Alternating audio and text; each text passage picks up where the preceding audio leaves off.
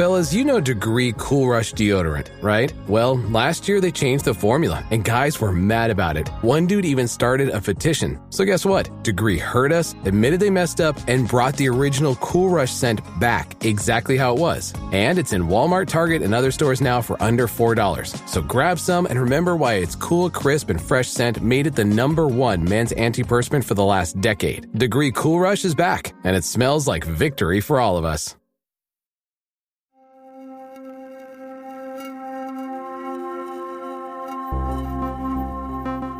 You're listening to Me and Paranormal You with your host, Ryan Singer. It's more fun to believe. Third year bonus. Here we go, everybody. Welcome to the program. I hope you're having a pleasant morning, evening, or afternoon, or overnight period. My name is Ryan Singer. This is 30 year bonus 346, I believe.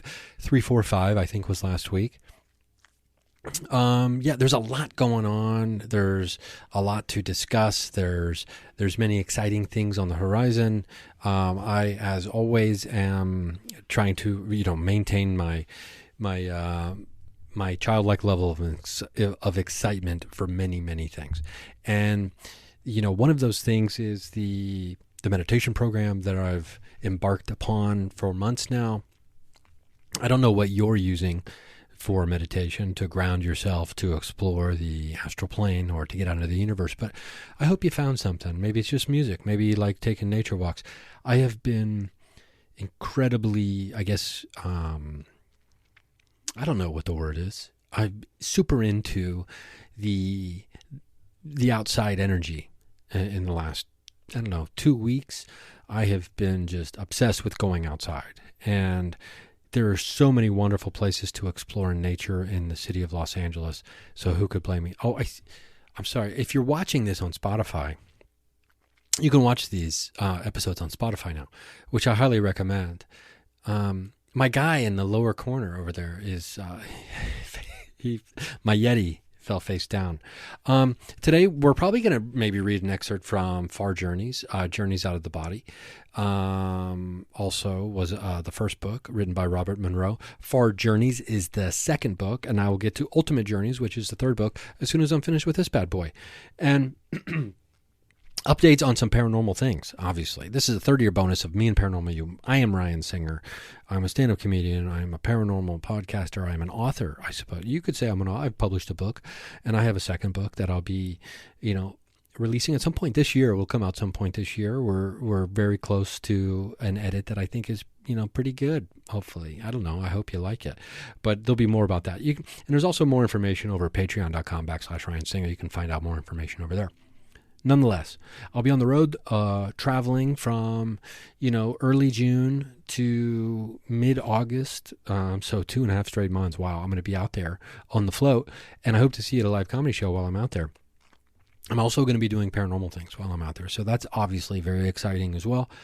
Just as a reminder, June 11th is the world premiere of Fits, the documentary about Greg Feynman and Mama Sue Gutierrez and, Dan Lindholm, on the search for cattle mutilations, for the answers to the cattle mutilations at Mutilation Ranch that is in Colorado.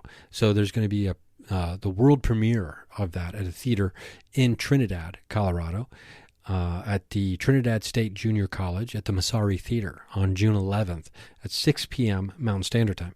So if you're anywhere near Colorado, I implore you should go check this out on the big screen. Go see the documentary on the big screen. Greg is already working on the second documentary. You have heard Greg on this program many, many times since the very beginning of the investigation, and how it has changed and turned into so many different things, unexpected twists and turns throughout that entire investigation, which is still ongoing. We will be camping out, hopefully, fingers crossed, on the property again sometime very soon as well. And you can bet your sweet tush that if I'm getting any sweet UFO footage or anything else, I'm going to be trying to share it with you, or at least snippets of it, of what is possible to share with you regarding that property, which is wild. with phenomena. And Beyond Skinwalker Ranch has done an episode out there. There is all kinds of activity happening out there. That is the location, that is the focus of Fitz, Friends in the Sky, The Investigation at Mutilation Ranch, the name of the documentary. And also, it's where I saw hundreds of lights in the sky, UFOs. Now, I've been doing a ton of sky watching here at the house. I have a patio, or like a back patio here at the dad pad. And we'll do night watching. Well, I'll do night watching. Sometimes friends will come over and we'll sky watch. And I've been sky watching other places in the city of Los Angeles. And almost every time we do it, we see something. Almost every single time. Now, are they satellites? I would say 2 nights ago, there was 2 or 3 nights ago, I got a text message from my buddies like, something strange is happening, get outside and look up. And sure enough, I walk outside and there's 2 lights moving. They crisscross one another right over top of each other. Excuse me. And then another light happened. And then last night, maybe I can give you a sneak peek of this. I've posted a photo of this for patrons over at the Patreon, patreon.com/Ryan Singer. But I have a dream and a meditation journal. So if I remember my dreams, or if there's something crazy happening in a meditation I have that I feel like I need to remember, which is probably, let's be honest, anytime we do it, it's probably something we should remember, right? I've been trying to take notes, and I've been trying to do drawings as well. And so I don't think you'll be able to see if you're watching the podcast. So this is kind of the tracker. These are the flight patterns of lights I saw last night. So I don't know if that's coming up backwards on the camera or not. But anyway, go over to the Patreon page. You can be a free patron, and you don't have to pay any money. I don't need your money if you want to be a patron. I love free patrons. Just join be a part of the, be a part of the community over there. And I'm posting, things like that and snippets. People send me things. I'll post them over there as well. So it's not just my stuff. Do you have a good thinking stone? I'm all over the place. A little ADD, ADHD today. A little juiced up. The water squirt stuff that I'm using it has totally replaced diet soda in my life. Diet Cokes, DCs. And CZs, Coke Zeros. Every once in a while, if I'm out somewhere, me and 3 of my buddies, some very funny comedians, Alex Stone, Tom Takar, and Dave Waite, we all went and got the $13 Pizookie meal deal. I don't know if you have a BJ's brew house where you live, but if you do, they have a $13 Pizookie meal deal. So you get a meal plus a Pizookie, one of the smaller Pizookis, and you get it for $13. And boy, oh boy, I got the Southern Fried Chicken. It came with mashed potatoes, corn, and then I had a strawberry shortcake Pizookie. And I learned something. I learned what Pizookie meant. I didn't understand why Pizookie was a combination of pizza and cookie. It didn't make any sense to me because of the little pan that the cookie comes in, even though pan pizza is a thing. Then there's thin crust, then there's, hand-tossed.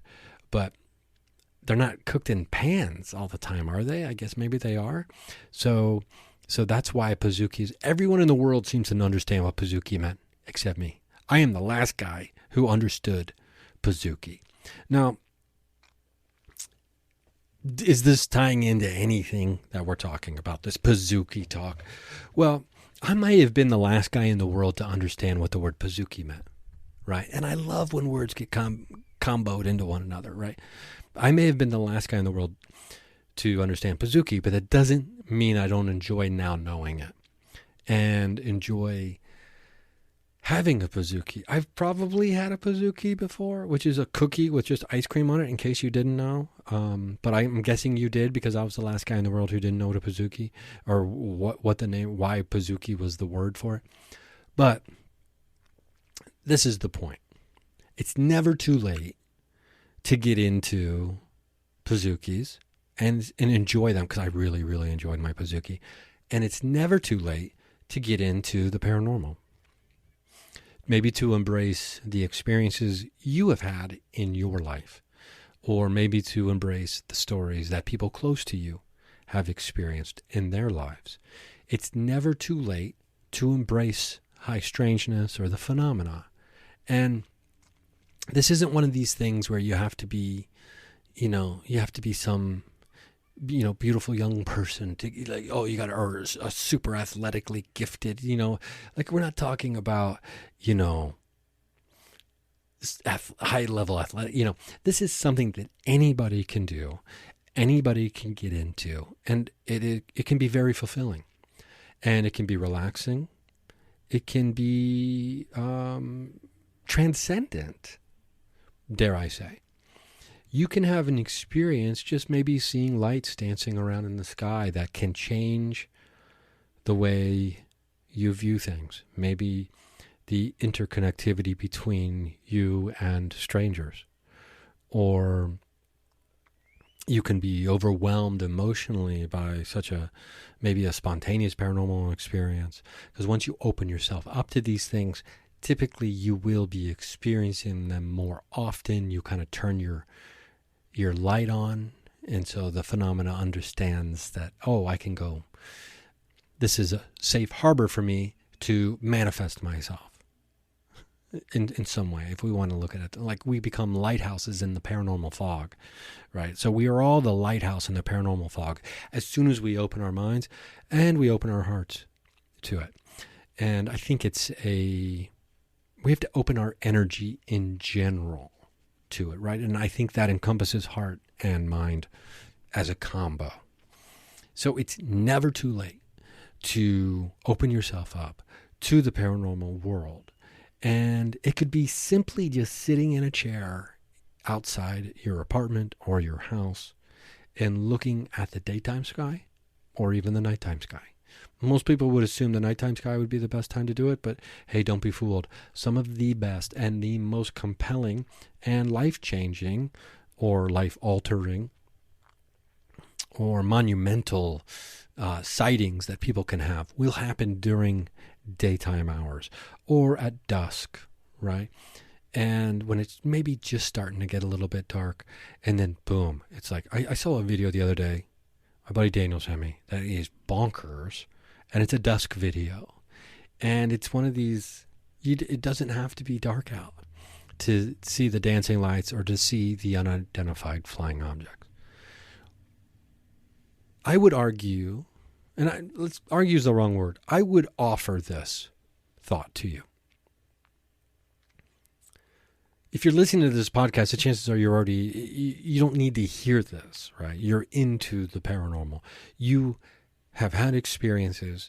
You believe other people when they detail their experiences, or you are hyper fascinated by the phenomena in general. You like to research, you like to study, and potentially investigate paranormal phenomena for whatever reason. Maybe you are hyper fascinated by evidence of life after physical death.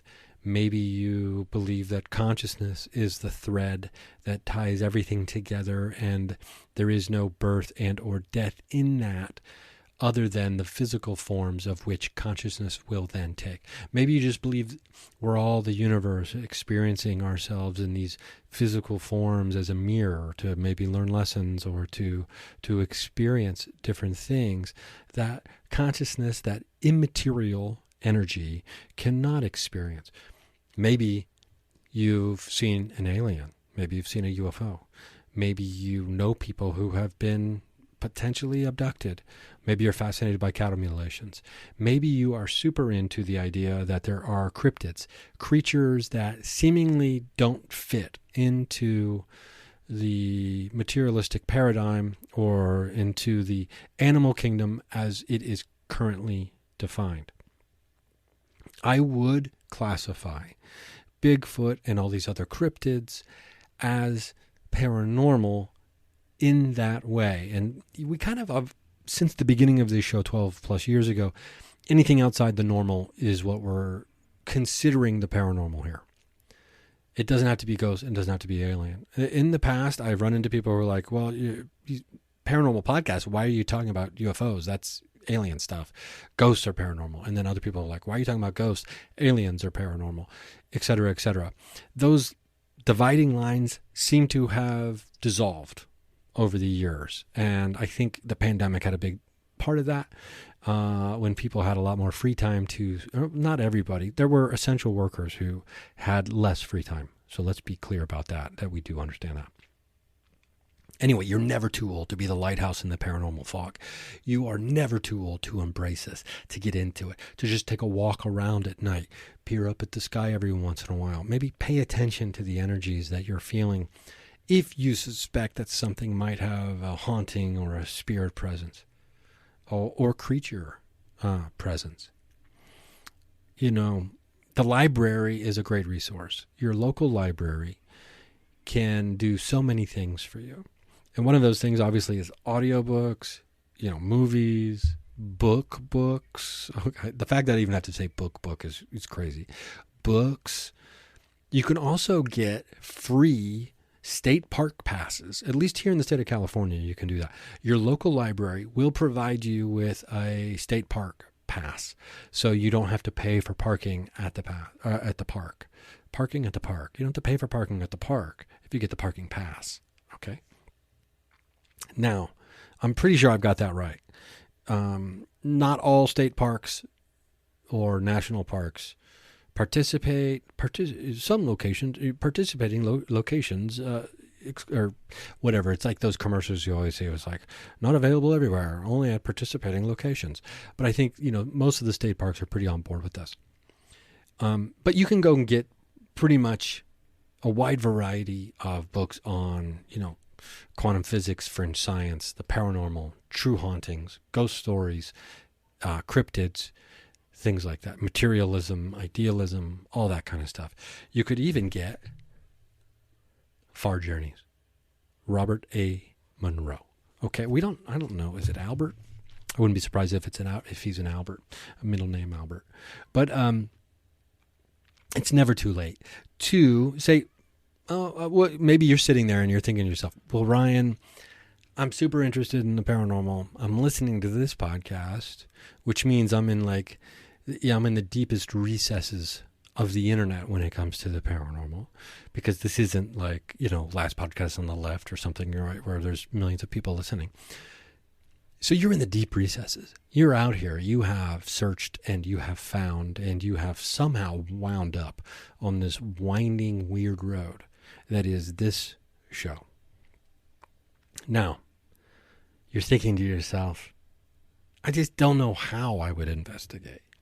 I don't know how I'd even get into it. Well, you could just do a quick little Google search of a local paranormal investigation group or ghost hunting group, I guess is what they'd probably be called, in your city or your area, and you could get right in there.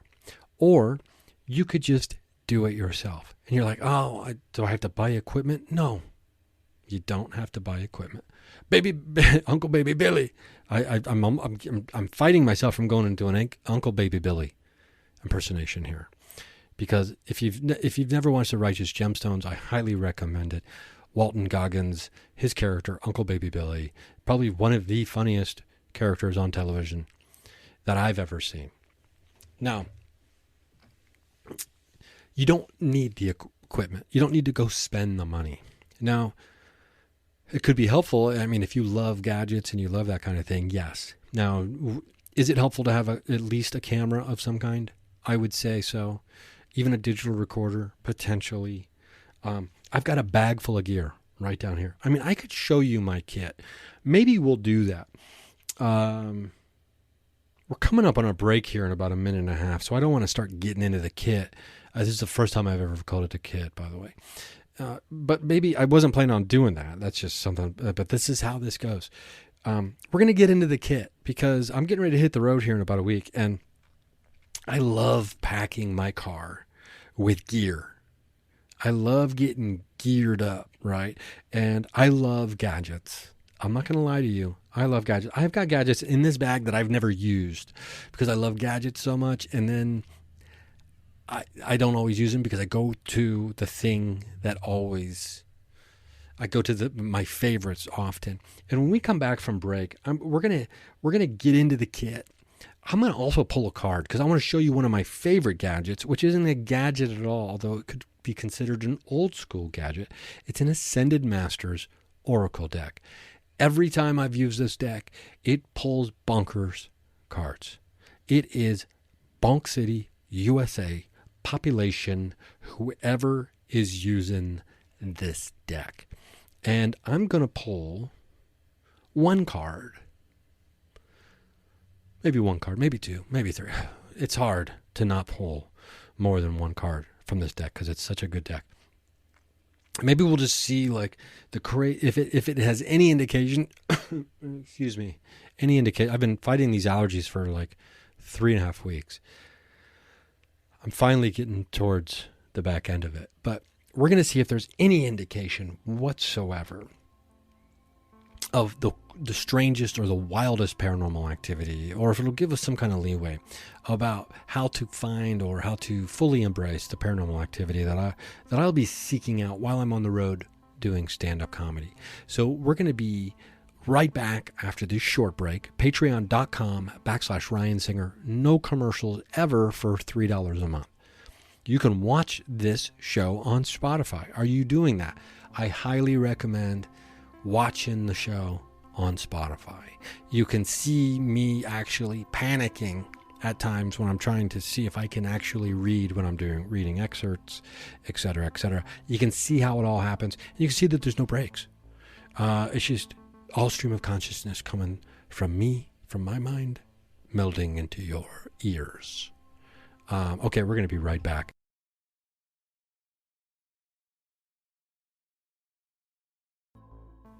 And we're back. So you're never going to believe this. We're going to go through my kit here. I'm going to show you some of the paranormal gear that I've got. Maybe do short little explanations, or at least what I think of them, in case you're wondering what gear to buy. But we are the Paranormal Lighthouse we're the lighthouse in the paranormal fog, I believe. Excuse me, is how we should say that. So I shuffle. This is the deck that I'm going to show you the box here. So this is the Ascended Masters Oracle cards by Doreen Virtue. Interesting side note about Doreen Virtue. And I may have this information not 100% accurate, but I'm going to do my darndest. During the pandemic, I believe that she became a born-again Christian and denounced her decks and things like that as like demons and the work of the devil and all this other kind of stuff, which is really wild considering she was one of the most popular deck makers and like psychic reader type people, at least in the retail space. Books, decks, etc. Well-known name. Obviously, I'd be shocked if Doreen Virtue was her real name. But anyway, so Doreen Virtue at least had become a born-again Christian, I believe, and denounced all of this stuff. And that doesn't mean that her decks don't work, because I happen to think that this particular deck, the Ascended Masters deck, is bonkers. And you have to take my word for it. But what I like to do is I like to go through. You touch all the cards. These are what the cards look like. They're very beautiful, right? And they even have like a shimmery like edge on them, a gold edge. But it's not a traditional tarot deck. It's like I said, an oracle deck. And so I'm going through all the cards. So you touch every single card while you think about your intention. And my intention was, what paranormal things on this trip, or what do I need to know about this trip for paranormal stuff? Like what's going to make it a paranormal doozy kind of thing? Like what's going to make this trip better for paranormal? And then a card flew out of the deck as I'm shuffling it, as often does. If you have cards, you know that that's something often that happens. And usually that is a card that is like, pick me, you need to see me, and it jumps out because you need to see this card. I'm just going to hold it up. Boom. Go Now is the card that jumped out.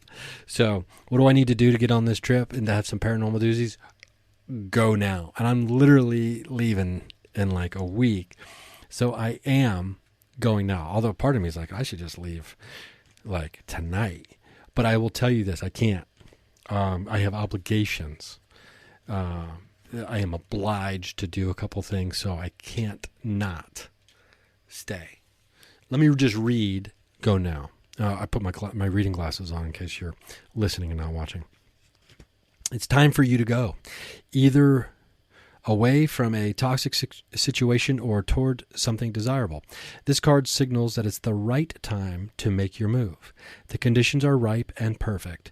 The universe is poised to support your move. Wow. Additional meanings for this card: quit your job, move to a new location, start a new project without delay, take a vacation, no more excuses, just do it. Leave a toxic relationship. Now, the character on the card is Serapis Bey, is an Egyptian god of ascension and bridge between heaven and earth. He's the ultimate life coach who motivates people to take good care of themselves physically, spiritually, and emotionally. Call upon Serapis Bey whenever you need additional energy and motivation to take action. So that's a good reminder. Excuse me. Usually the people. Now, do we want context? Do we want some additional context? Now, this is fun when you just can't get enough of the cards, right? You ask for additional context, to help clarify and maybe get a little more specificity in the message. Oh, what's this card? This is the card. Oh, King Solomon popped in. Wow. Okay. It's a big boy. Priorities. King Solomon, priorities. So that's a little more specific. So go now. What are your priorities? Go make this trip. Potentially start a new project, right? Which is also something that's on the horizon for me. Now, priorities. So that making the choices in regards to like a new project or something like that, or leaving a place, or maybe moving to a new location. What are your priorities? What are you prioritizing in life? That will inform all of your actions. Devote your time to your highest priorities, even if it means getting to bed earlier or later. I'd say err on the side of later, if you could. This is a wonderful time to work on projects that are near and dear to your heart. Ooh. Even if you're confused about how to approach the project, or you fear whether you'll be able to accomplish your dreams, do it anyway. She wrote anyway and not anyways.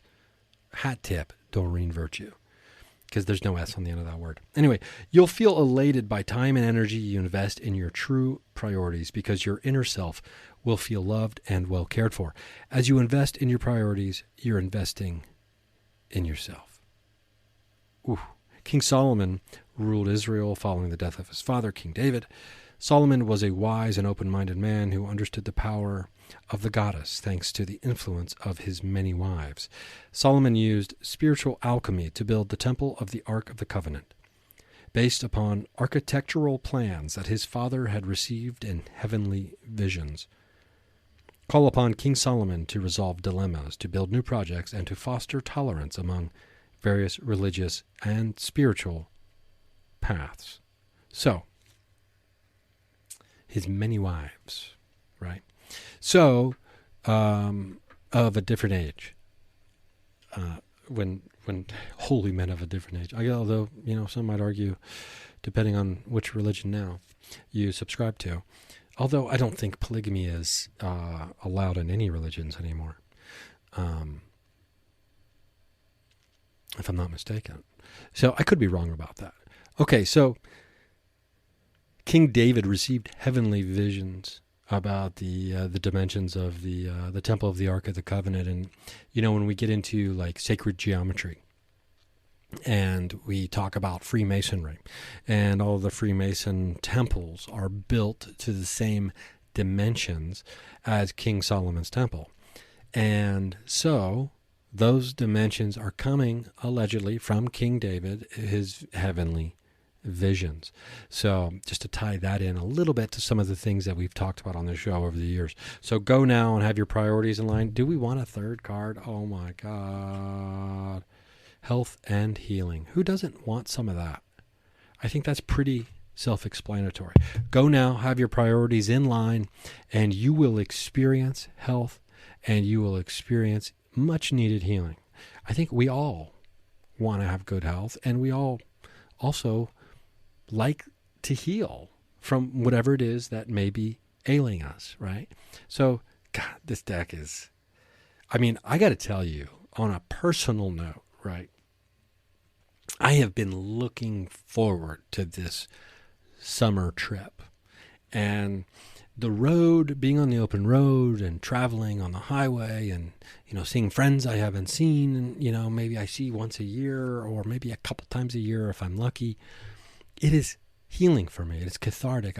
It brings me, it's healing in the way that it brings me joy, and it brings me happiness. And I love sharing comedy in different cities, at different venues. I love doing that, right? And it brings joy to my heart.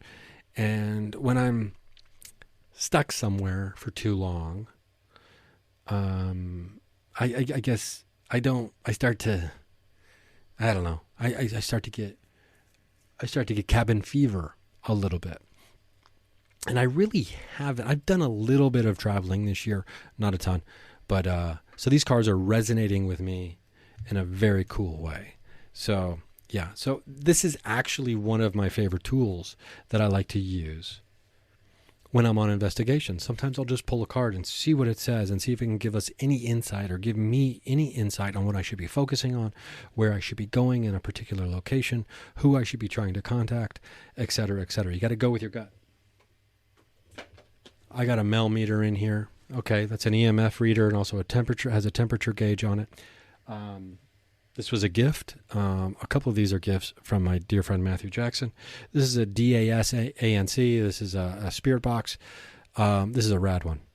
This is super rad. And that is just a Bluetooth speaker that's kind of like magnetized on top of it. And, the cord to plug in. Boom. ITC device. SB7, old school spirit box, ghost box. Okay, got to have one of those. I mean, that's in the beginning of every kit. I've got like 5 of these. I used to have 6, but, or actually, I think I only have 4 of them left. These digital recorders, I usually put these out overnight. I have them numbered and different numbers. Ryan Singer, a.k.a. Sugar Tips, had a couple taken from armadillos took them because I had too much cinnamon rolls sugar on my fingertips when I wrapped the saran wrap around them, protect them from rain overnight. Now, this is a radiation monitor. So this is an interesting device. And this is a device that takes a little education on how to use. Full disclosure, haven't used it yet. Bag of walkie-talkies. A bunch of walkie-talkies. A necessity when you're on any investigation or expedition with more than a few people and you want to remain in contact, maybe in a large location. Maybe some of you will be outside, some of you will be inside. Strange things happen on walkie-talkies. Walkie-talkies will pick up paranormal activity and they will behave strangely quite often in my experience. I can't recommend enough having some, you don't have to go crazy and get the, 70 mile or 80 mile ones. Just get, a decent set of walkie-talkies that you and your team or you and your friends can have, and also just for safety's sake. I've got 1 or 2 handy cams in there as well. You know what those are. I've got a bunch of batteries. I've got a laser pointer that I use for sky watching. That's right here. Boom. There's my laser pointer. And it also has one of the things on it that you can screw on that'll make it a grid, which is really cool. This is an MF1. We got this thing is bonkers. This is one of the devices that Matthew Jackson and I were using. This was a gift from Matthew, and we were using it at Post Town when I got confirmation about who we were talking to from the Sirius star system, from the investigation that had previously started at Post Town when I recorded the Supernatural Comedy Special and we were filming for a couple of days there. Now, that thing was dead quiet. It EMF, also motion. So if something moves it, it will light up. And it also has a temperature gauge, so you can see if maybe something cold came through, and then the temperature goes right back up, or maybe something really hot comes through and the temperature goes back down, you can keep track of temperature fluctuations when maybe they shouldn't be happening, which is always strange, odd behavior and something indicative of an energy being present and around us. If you've done investigations before, you have walked down a hallway and all of a sudden been like, oh, I am freezing. Now, if you have a device like this or a millimeter that also has a temperature gauge, you're able to actually see if instrumentation can measure the change in temperature that you are feeling with your human body instrument, which is the best instrument of all, which I was going to say. But you will always be taking that kit. You will always be taking your body with you to an investigation unless you're astral traveling and doing some investigation that way. I've got a few other things in here. I'm not sure, like some headphones. I got some mind folds. But that's most of it. I have evidence bags because when we're on an expedition in Florida, let's say, we are hoping to come across hair and or DNA of maybe a Sasquatch or some other kind of creature. It's always good to have some evidence bags, an evidence kit. We're talking about Q-tips that are wrapped, so you have to open them, some vials. You also want to have some bottled water as well. Anyway, and some snacks potentially, and snacks, batteries, card readers, memory cards. That's like a kit. Like for me, that's a full-on kit. I don't want to get more than this. And I have more than this because I have another bag also here. It's a backpack. It's got dowsing rods in it, and it has other devices in it as well that are pretty much all kind of in the same neighborhood. Cameras and or EMF readers. Or I have a K2 meter, one or two of those, even though I don't really like that. For whatever reason, I'm biased against those. I don't find them super reliable. But just from my experience with the first one I owned. But that's not to say that they don't work for people out there. Now, what's interesting in the end of the Journeys Out of the Body by Monroe, we extrapolated on this last week, where basically he was describing an ITC device, 50 years in the future, or from 50 years ago when he wrote that book. And that's just when the book got published, right? So, and he was talking about his great-grandchild or his great-great-grandchild or something hitting a button, turning on a radio-looking device, and and then him catching his attention, like, hello, great-grandson or whatever, right? So, great-grandson, I think. So, he knows about the ITC devices. I mean, and he worked in broadcasting, so it makes sense that he would be thinking in terms of how do we use a radio to communicate with spirits, entities, interdimensionals, or whatever it is happening in the astral plane in locale 1, locale 2, locale 3, whichever locale that potentially you can reach. Now,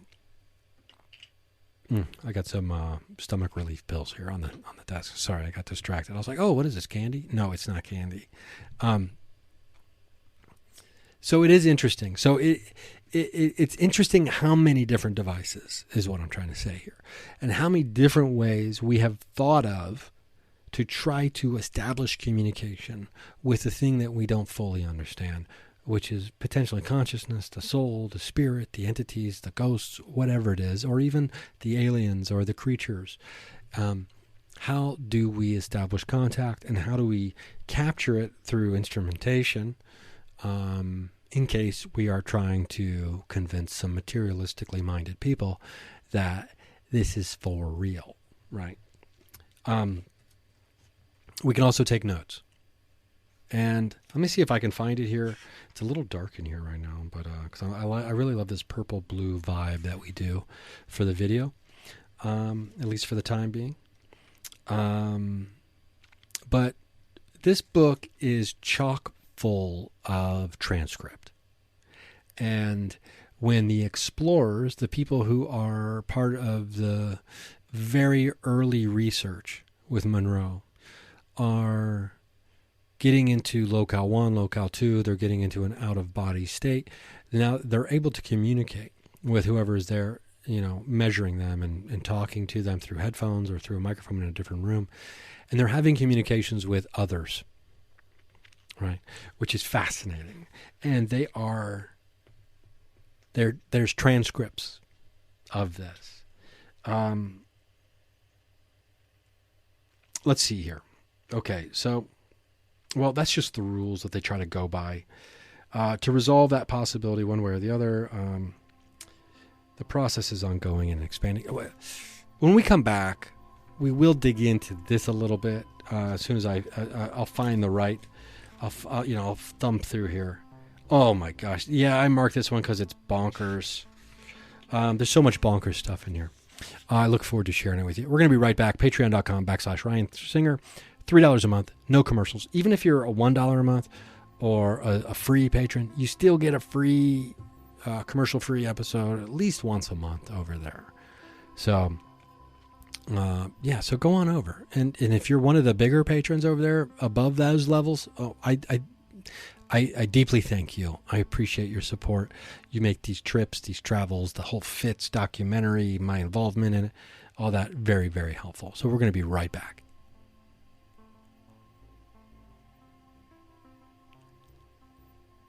Okay, we're back. I think you're back. I'm back. So let me see if I can read this for you. Now, this is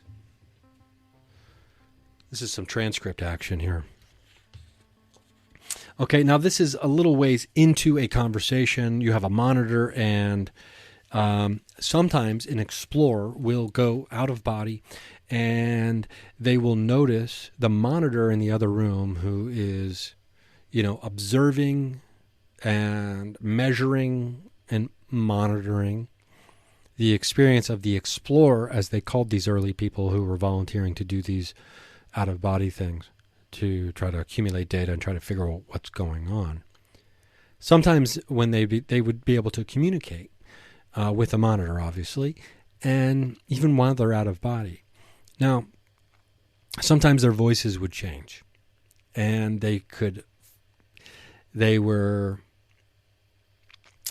vocal cords, they were offering up their vocal cords almost in the ways that you will hear. What was that? I think, that was the bookmark. Shoot. Much in the ways you'll hear about channels talking about having an entity use their body and their vocal cords to deliver messages to people. I better grab that bookmark, and put it back in, or I'm gonna be racked with grief about losing my spot in the book, because I don't know about you, but I'm not great at that. And I know already I'm further than that, but we're just going to have to go with it. Okay, so this is me coming in. So this is the monitor asking a question to the explorer, who is other voice, is how it's listed here. I don't want to go all the way back to the beginning. I'm going to go back just a little bit. And here we go. So this is one of the explorers. This is an 18-minute session labeled number 366. Monitor. Okay, so the other voice says, I apologize for being so late, but I need to thank you and tell you that I am glad you received my message. If you would like to explore these levels, I would be very happy to do so with you. Monitor says, I would appreciate it very much. The other voice, as I have said to you earlier, plants exist on levels 1 through 7. So they're talking about levels of existence of beings, of creatures, of everything potentially here, right? So just a recap. As I have said to you earlier, plants exist on levels 1 through 7. They are on a vibrational rate on the levels 1 through 7.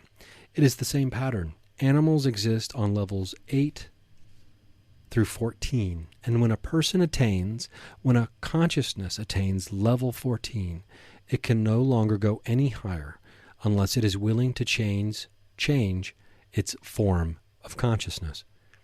Levels 15 through 21 are what you call human life on the earth. When a person progresses to level 21, he then has the choice of going higher or staying within the realm of human form, but he cannot go higher unless he is willing to give up human form. Monitor asks, give up being human? Other voice responds, Levels 22 through 28 are your bridge. Wow. So we're going to read a little more from this, but I'm remembering now, because this was probably a week and a half ago. I've been so busy with some other stuff that I haven't really been able to keep up on my reading as much, but bridge. We love that word here. We love the word bridge on this show, don't we? A bridge is one of the probably top 3 words in my world, in my life. And when bridge shows up for me, I pay attention. I'm like a student I'm like the A+ student in a military school, and my instructor has said, listen up. When I hear the word bridge, I get really excited. So let's just start that sentence again, and I'm going to read more from the other voice. Levels 22 through 28 are your bridge. They are your levels that you enter upon death. You are on level 20, and because that is an ascending level, you can enter into the realm beyond physical life, but you cannot stay there unless you are willing to give up your human form. Is that clean? Or is that clear? Excuse me, not clean. That much is clear, yes.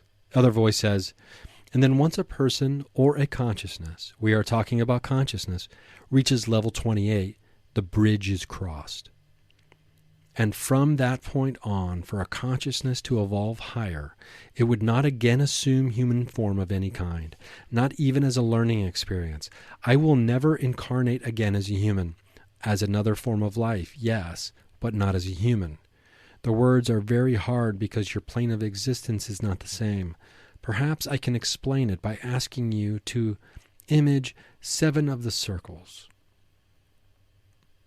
which would give you the 49 levels. The first 3 levels are physical matter, as you know physical matter. They are your plants, your animals, your humans. The 4th circle is your bridge, your realm, your center for that overall plane. It is the time in which a consciousness can choose whether to go back into the lower levels or to transcend into the higher levels. And many consciousnesses do choose to go back into the lower levels in physical form. The upper 3 circles are the realm that in your consciousness is called the spiritual realm. And here much of the work is done.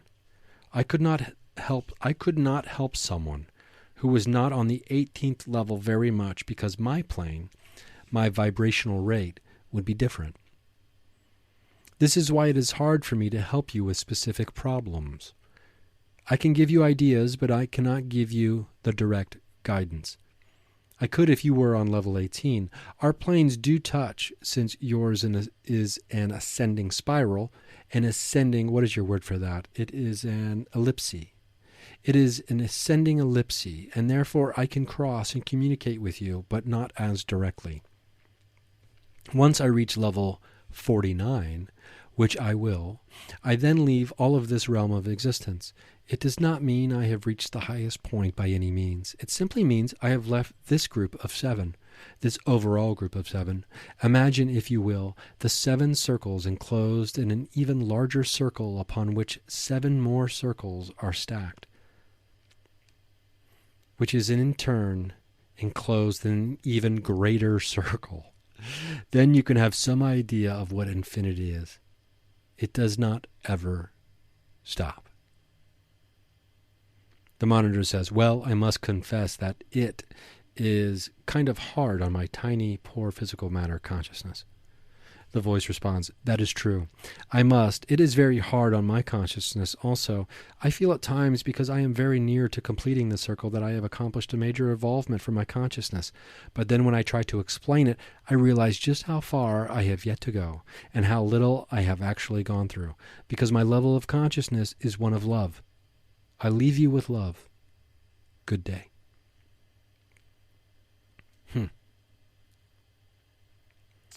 They go on to ask, there's a different session where they're asking, hey, can you ask the intelligence or the other, whoever it is, what is the relationship between this energy form and your physical body? And there's just so much fascinating transcript in here.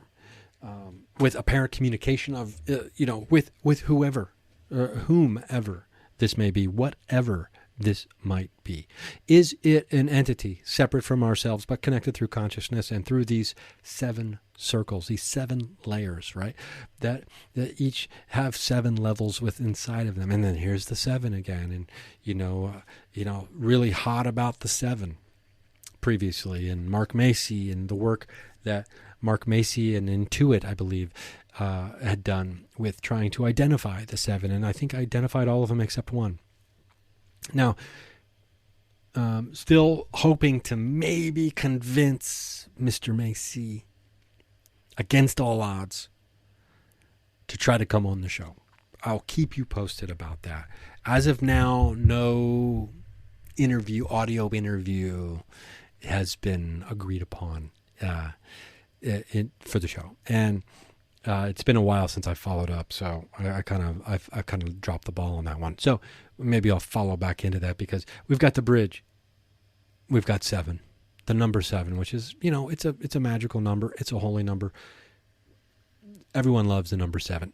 I mean, does everyone love the number 7? I don't know. I shouldn't say that, but I think most people do love the number 7. Fascinating, interesting stuff. Now, you can open yourself up to a deeper enjoyment of high strangeness and paranormal phenomena if you so choose. There literally is no bottom to the tunnel, to the rabbit hole which you can dive down when it comes to these things. I could spend the rest of my life going into Mark Macy and his group's work about the 7 and trying to understand it. I could go the rest of my life trying to fully understand my relationship with the word bridge and my soul contract, and trying to understand what it means to be a bridge and things like that. I could spend the rest of my life simply studying bridge and the energy that surrounds the word bridge and the things that spring from it. I could spend the rest of my life studying one haunted location with a ghost that has information, right? I could spend the rest of my life pursuing Sasquatch. I could spend the rest of my life doing so many things, trying to master CE5 meditation protocols, or out-of-body travel, astral travel, or remote viewing, or honing my psychic skills, becoming a channel, becoming a medium. The possibilities are endless. Where are you called? Which pathway are you being dragged down by some invisible hand that is helpful and not forceful, but helpful? It's like, come on, come on, come on. Where is that hand trying to pull you? Is it more into the research? Is it more into the investigation? Or is it more into the experimentation? This is the inevitability of curiosity. And which part of the wheel of curiosity did you start? And it doesn't matter, really, because you'll end up spinning into all of them. A believer, an experiencer, an experimenter, an investigator, a researcher. I believe those are the 5 pie pieces on the wheel of curiosity. And did I just watch The Wheel of Time Season 3? You bet your sweet tush I did, because I love science fiction, fantasy, adventure. And the dragon is in there. So I have not read the books. I really enjoy the television program. Now, we're going to put a bow on this. I'm getting ready to be traveling. I don't know what this is going to look like as far as the show goes. It's not going to be a solo summer, but it will be a lot of makeshift ragtag interviews along the way. That is for sure. I am committed to making sure that there's making sure. I gerunded the wrong. I didn't mean to misgerund the word there. Making sure that there is video for all of the episodes. I mean, I'm going to do my best for that, right? So we're committed to that. Now, to the best of our ability, Now, lots of things are happening this summer. Lots of places I'm going to. I'll be in Arkansas. I'll be in Texas. I'll be in Austin, Texas, June 18th at the Curie Arcanum doing a show. Our buddy Francis, we're doing a show there, finally. We've been talking about this. So, the website has where I'll be, I think. I'm pretty sure it should. So, yeah, and I've got a couple interviews that I'll release later. At least one that I'll release later. Waiting on some information about that we might have to do a name change for a business kind of thing. But anyway, it's going to be great. Anyway, I love you. I hope you love yourself. I hope you're doing okay.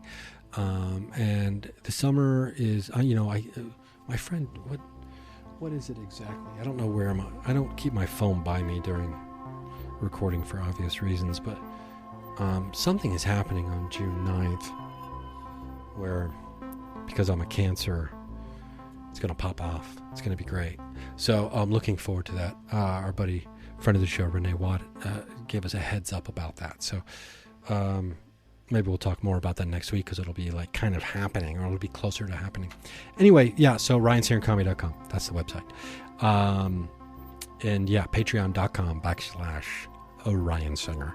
$3 a month, no commercials. Be a free patron if you want, or be a $500 a month patron if that's the energy you're feeling.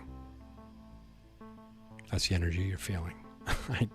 I'd feel like way too obligated. I'd feel like we have to FaceTime probably every day if you did that, though. So probably don't do that. That feels like it'd be a little much. But hey, I'm not going to tell you what's too much. Anyway, so yeah. Until then, I hope to see you at a live show. But if not, I'll just see you at the watering hole on the astral plane.